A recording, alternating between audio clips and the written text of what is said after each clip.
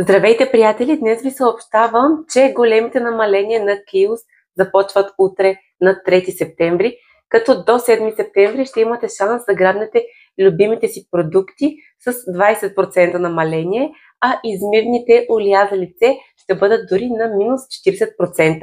Вижте какво си избрах аз в следващите сторита.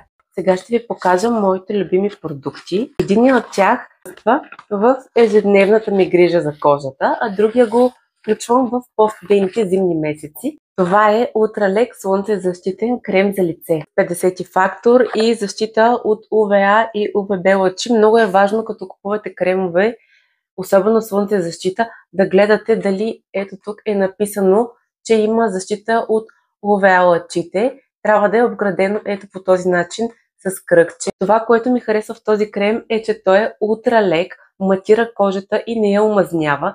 Много е подходящ за комбинирана и мазна кожа, защото има защита и от замърсяване. Знам, че повечето момичета търсят много лек продукт, който да не възпалява кожата им, който да не лъщи, да матира.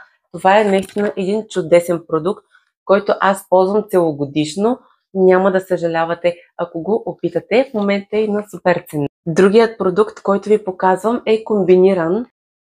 Това е един крем с ретинол, пептиди и серамиди.